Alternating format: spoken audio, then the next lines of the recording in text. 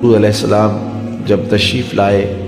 تو اس سے قبل کائنات میں ہر سمت اندھیرا ہی اندھیرا تھا، ظلمت ہی ظلمت تھی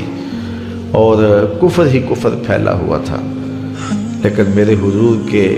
چہرے کے انوار سے اتنی روشنی نکلی کہ ہر سمت اجالے ہی اجالے ہو گئے۔ شیخ سعدی کی ربائی ہے نا، بالغ العلا بکمالہ ہی، تو اس میں دوسرا مصرع ہے کشفت دجا بجمالہ، تو اس کا مطلب یہ ہے کہ حضور کے چہرے کی چمک سے ساری ظلمتیں مٹ گئی۔ آفتاب زندگی کی ایک شعاع اولی، نور سے تیرے فلک روشن درخشاں ہے زمیں، تیری ہستی روشنی کا ایک حسین مینار ہے، ہر کرن جس کی نشان منزل دنیا و دین، تیری نظروں نے تراشے ظلمتوں سے آفتاب،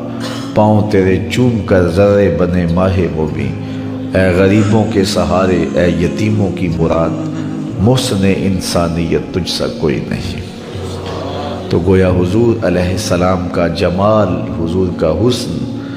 کائنات کو روشنیاں دیتا ہے، اجالے بانٹتا ہے، نور بکھیرتا ہے، کائنات کے سارے اندھیرے ان کے جمال کی چمک سے ختم ہو گئے اور ہر سمت اجالا ہی اجالا ہو گیا۔ ناگہاں ساکن ہواؤں پر روانی آ گئی اور چمن کے پتے پتے پر جوانی آ گئی، آج زانوئے ازل نے صبح پہ انگڑائی لی اور مسکرا کر ایک کرن نے ہاتھ میں شہنائی لی، مخزن اسرار قدرت کے امی پیدا ہوئے، غل ہوا دنیا میں ختم المرسلین پیدا ہوئے۔ سیدہ آمنہ سلام اللہ علیہا فرماتی ہیں جب حضور کی ولادت کے لمحے قریب آئے تو ستارے میرے آنگن کے اتنے قریب آ گئے کہ مجھے لگتا تھا میرے ویڑے میں گر پڑیں گے، اور فرماتے ہیں جو ہی حضور کی ولادت کے لمحے آئے، سیدہ آمنہ سلام اللہ علیہا فرماتی ہیں خرج منی نور ادا لہو قصور الشام، میرے بطن سے ایسا نور نکلا، اس کی روشنی اور اس کی چمک اتنی تھی، میں یہاں بیٹھی مکے میں تھی، شام اور بصرہ کے محلات مجھ کو نظر آنے لگے۔ یہ سیدہ آمنہ کا قول ہے سلام اللہ علیہا کا، اس کا کوئی بھی انکار نہیں کرتا، تمام مکاتب فکر کے لوگ اس کو مانتے ہیں، تسلیم کرتے ہیں، اور پھر اجالے ہی اجالے پھیل گئے، نور ہی نور پھیل گیا۔ سیدہ عائشہ رضی اللہ تعالیٰ عنہ اس چمک کی کہانی سناتے ہوئے فرماتی ہیں کہ میں ہاتھ میں سوئی لیے کچھ سی رہی تھی کہ میرے ہاتھ سے سوئی گر گئی، اور حضور کے گھر میں جو دیا ہے اس میں جلانے کے لیے تیل بھی نہیں تھا، تو میں پریشان ہوئی کہ اب گمی ہوئی سوئی کیسے ملے گی۔ ایسے میں حضور تشریف لائے تو میں نے عرض کیا تو حضور مسکرا پڑے، جس کی تسکین سے روتے ہوئے ہنس پڑے،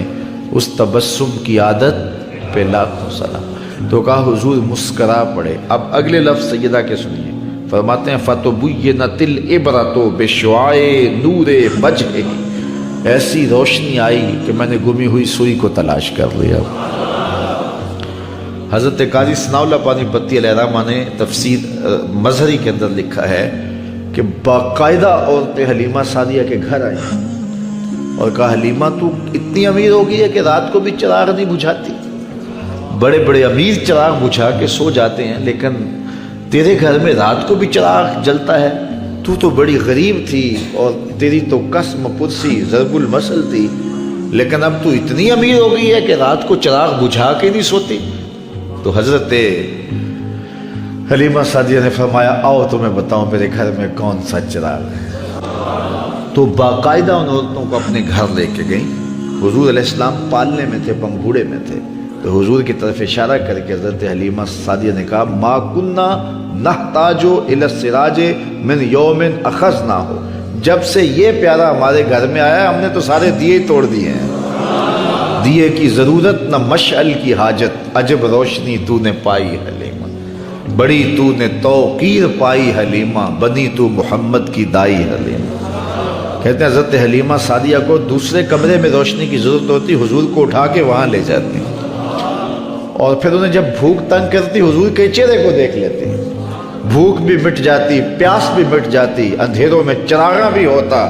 وہ سارا دن تو صحراؤں میں گھوم لیتی تھی، اسے جب بھوک لگتی تھی لبوں کو چوم لیتی تھی۔